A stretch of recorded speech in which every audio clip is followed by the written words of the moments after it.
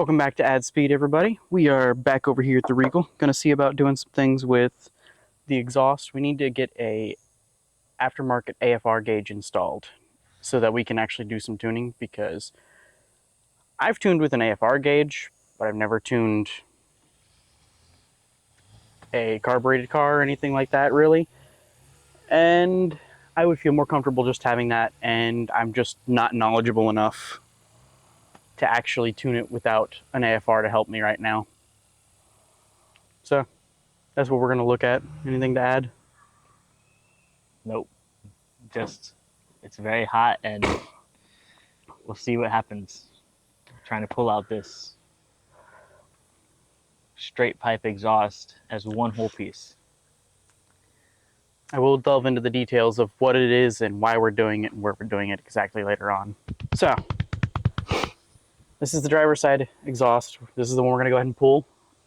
We're going to put the AFR on this driver's side right here.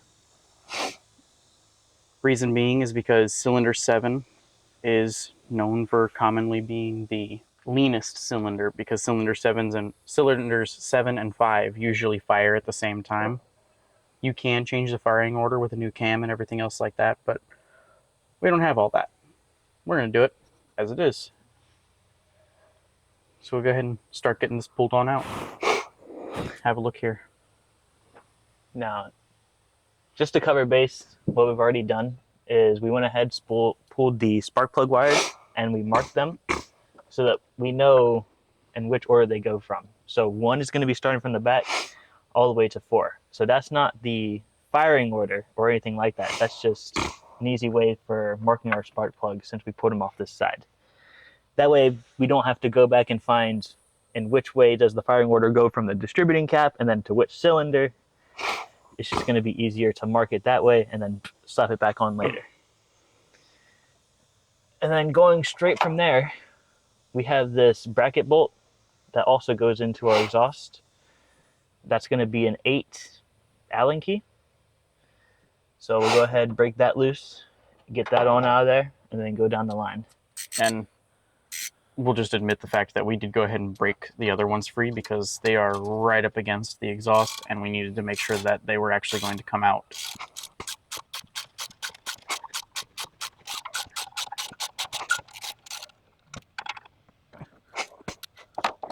Now for the rest of our exhaust head bolts.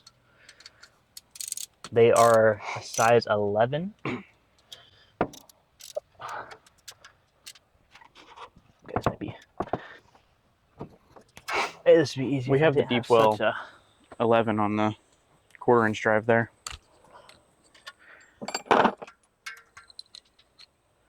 That feels far looser than an 11 on this one, Austin. That one might be the odd one out there.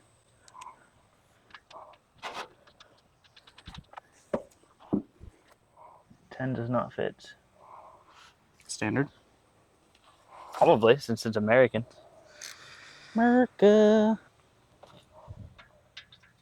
7/16 fits perfect.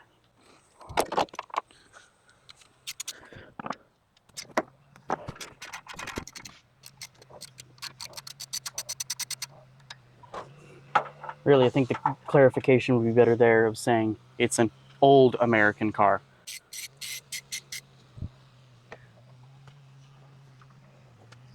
I think these may have all been 7/16s, gonna be honest with you.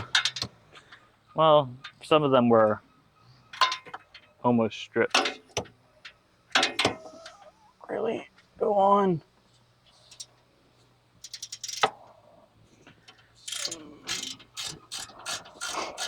That thing's dropping on the back immediately.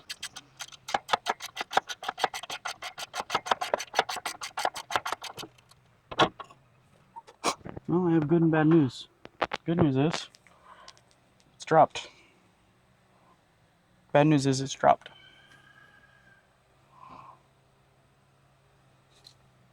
Alright. Something tells me we are going to need to jack this up at the front. So that we can kind of dip it that way to pull it out. Need to bring the front end up? I honestly have no idea. either way, it doesn't look like it's going to come out as one, because now it's wedged between the oil filter and the steering rack. The other way, it was wedged between the motor and the frame of the car. And then we also have the oil dipstick in I the was way. just looking at that as well. So we have no room to move left or right. And we can't bring it up without hitting the filter or the frame of the vehicle. I mean, if we could get it past, well, there is a flange right back there that I didn't notice before because of the way it was sitting. There's a 3-bolt flange right there. Okay? Well, Just past the actual collector. but does it have bolts on it, or is that welded? That's It bolts. does have bolts. Okay. Okay, we may want to jack it up and see about crawling our asses under there. We'll just go ahead and get into it. So we did not need to pull the headers off. We thought that the header was welded to the straight pipe exhaust here, but after some further looking, we saw that there was a 3-bolt flange. So we ended up taking that apart. We got the straight pipe here. We've kind of marked out to where we want to put the AFR sensor. Daniel, you want to explain why we have chosen this location here? There's a few reasons. The first one is when placing these AFRs for proper readings, you need to place them roughly 6 to 8 inches behind the collector. Well, 6 or so, 6 to 8-ish would be somewhere in here. So we're a little bit outside of that range, but that's because we have an overlap in the welds here, and we don't know how much of this is going to be in the way. So drilling through 2 pieces would not be preferable. Yeah.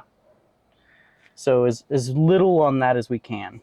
Other than that, the reason that we're in this area so far back here from that is because the collector, where all 4 pipes come together, needs to be about 6 to 8 inches, roughly, from the actual AFR gauge itself. And we're so far back too because the headers on the car are long tube headers. So the collector for them isn't until about right here.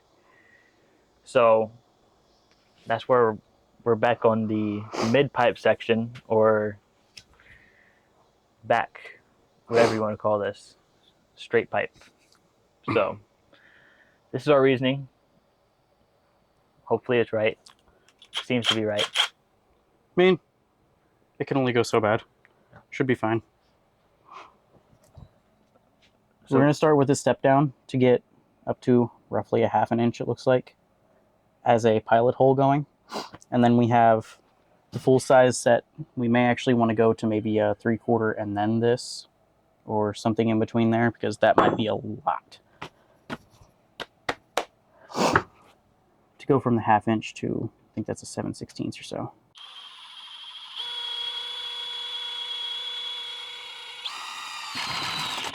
Okay. My bad. Okay. Wait. You getting hot metal on you? Yeah. Very, very hot. Sorry. I didn't know it was going to take off on me. Your bit is quite sharp. I've only used it on plastic so far. Okay. You mean to drip some sweat on you? It might help. No, because it's sizzling on my skin from the sweat. Your skin still? Oh my goodness, yes. Sorry. Wow, wow. Do you want to switch? I have pants on. We might have to. Wow. You got long sleeves too? Yeah. Because it's getting on my hand over here. Yeah, we can switch. I got long sleeves and pants.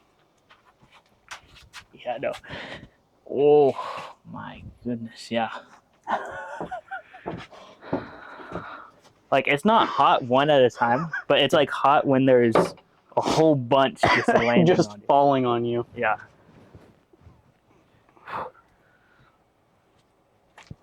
Okay, hold on. Let me fix my sleeves real quick. Can you hold it?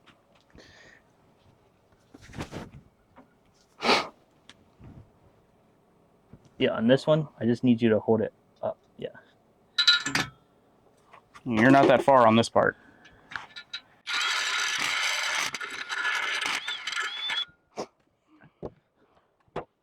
Want to go half size? Yeah, that might be it. These are not necessarily dull, but they're not going to want to agree with us a lot. Hot.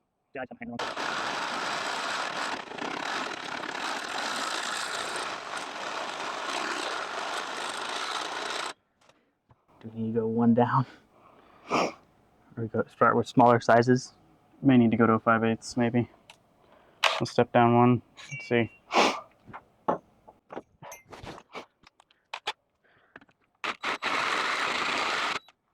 We may want to grab some cutting oil or something. Yeah. Come on, go back.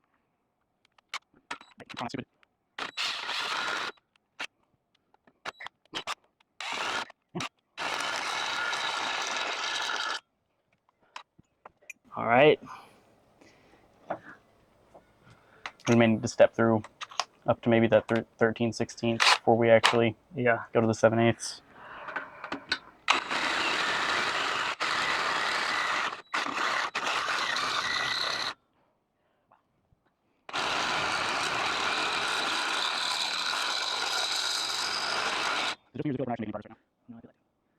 We may need to stop and grab A, because I think we're just rubbing on it a bunch and not really doing anything.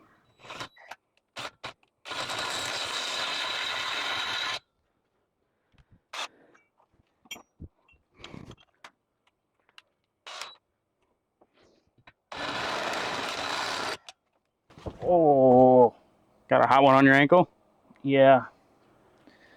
Falling into my shoes.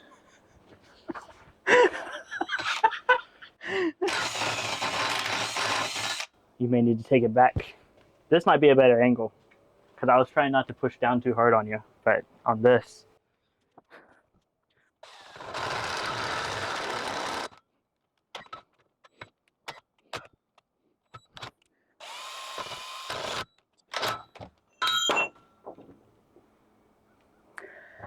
Okay, I did that. Okay.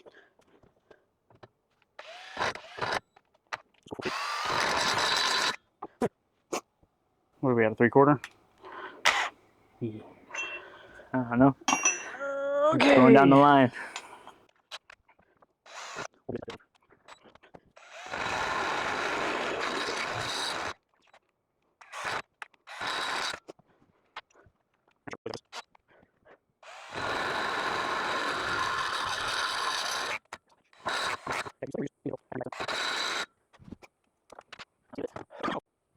Oh, there it is. I was about to say, where did it go? I found it. Very close, but not quite. Probably just need to give it a couple of spins and.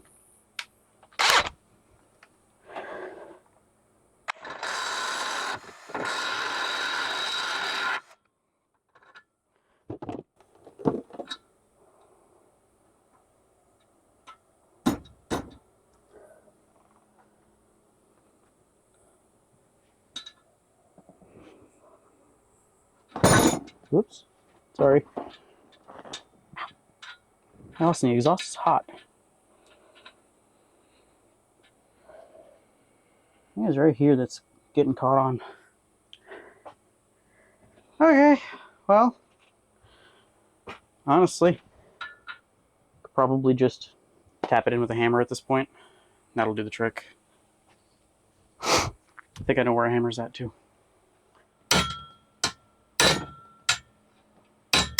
All right, it's in.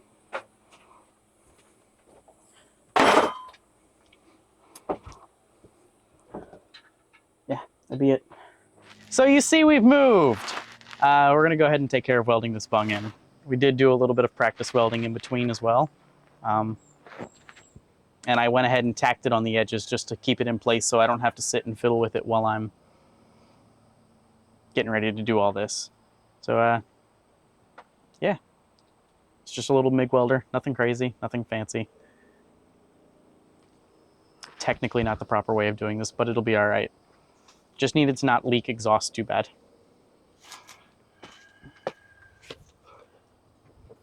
Take power, this will be ground. And we'll turn it on. Bring that under. That's what I was just feeling. I think when you get into it, you're definitely gonna. All right.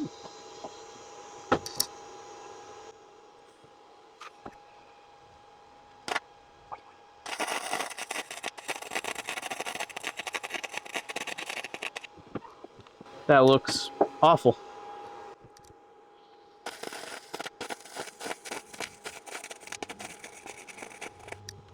You know what we didn't consider? This bung is stainless steel, not whatever this is.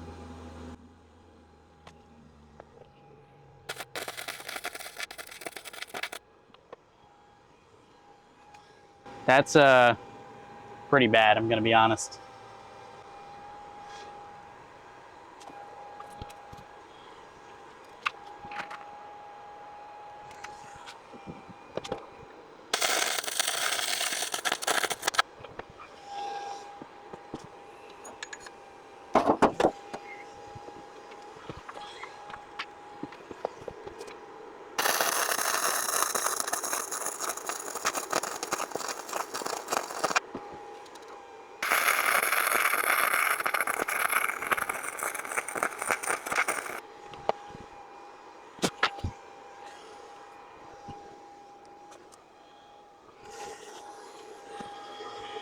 Okay, so Austin, if you want to be cameraman for just a minute and bring them over here.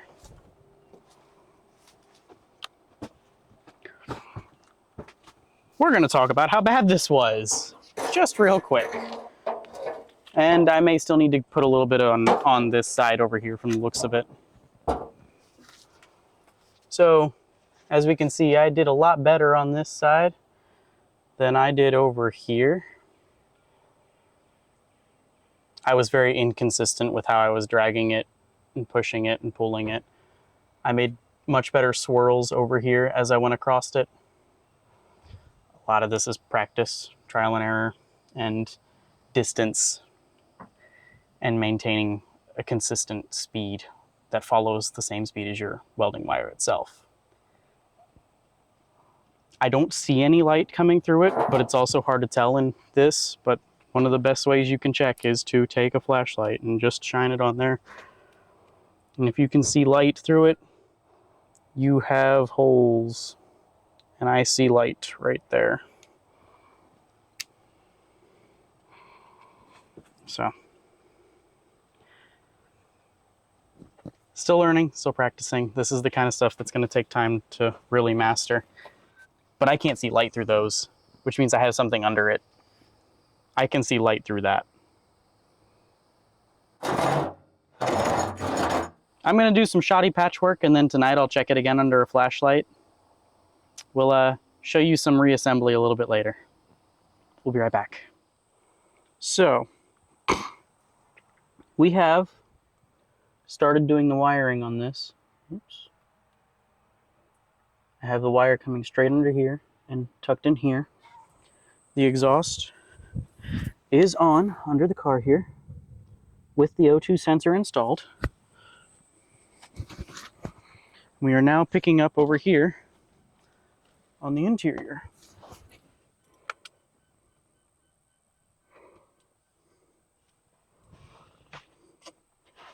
Where I am currently starting wiring. I'm trying to find a good way to set the camera. This is the cable that I threaded through that connects straight to the O2 sensor itself. This is our power and ground and all the other connections that we're not going to use. I will be sleeving these and tucking them back. Probably just using some electrical tape to wrap each one a couple times and then wrap them all flat against it. Because in here, all we need are these. All these different connections are for, like, these two right here, these striped ones are for if you have an AEM standalone ECU, you would connect these straight to that, and it gives output to your ECU. These ones are these ones are ground and signal wires for if you have a different ECU. Depending on which ECU you have, you'd use one of the combination of, I think, brown and either blue or white to tell the ECU what is going on with the O2 sensor as well. We don't have any of that, so we only need these to get power. So I'm going to connect these to ignition power, which is switched under the dash. It is a little pink wire that I will show you in a bit. And I'm going to connect this one to ground. I got to grab a pair of wire strippers real quick, and then we will actually jump to that. All right, so I'm going to be working in this space right up in here. I don't even know how much you can see right now. Holy crap. It's dark as all get up. Let's see real quick. There's a pink wire right there that you can see on the bottom. That is the one that I have to cut and put the switched power on, and then I'm going to find a ground somewhere nearby and just attach it to that. So we'll do that real quick. Hopefully you can see well enough. I'll show you the final result. I'm just using these little snap connections. What you do is you'll slide the wire inside of it on the end. Man, can you focus? There we are. You just slide the wire into the end here, and then close it, and it just crimps it in place. I'm using these in place of soldering right this minute. I don't feel like ripping everything apart to do the solder on this, so that's why.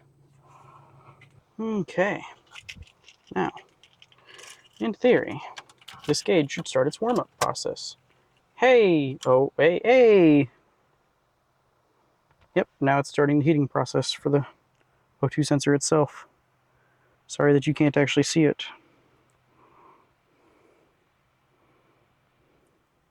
Not clearly, at least.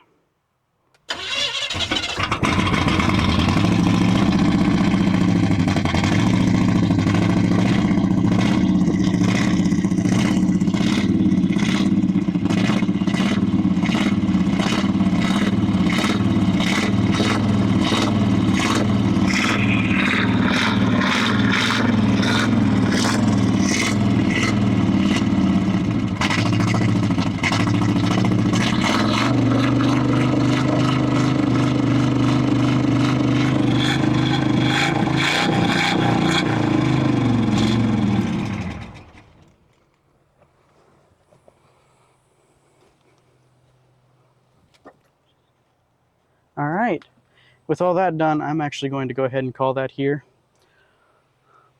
As an entirety, call that here. I will have some issues apparently. I will see you guys in the next one. We will be installing some other stuff, probably a new carburetor as a little hint to the future on that one. As you could hear, Austin did help me a little bit with some of the troubleshooting issues there. What we were doing was taking, and I was holding the leads on a ground and testing each of the connections on the backside of the plug. I don't know how well you could see all of that. Given that fact, I am very happy with how it turned out overall. It still needs to be properly installed. We'll leave that for a future video as a little surprise and everything. I'm going to go ahead and see you guys in the next one. Peace.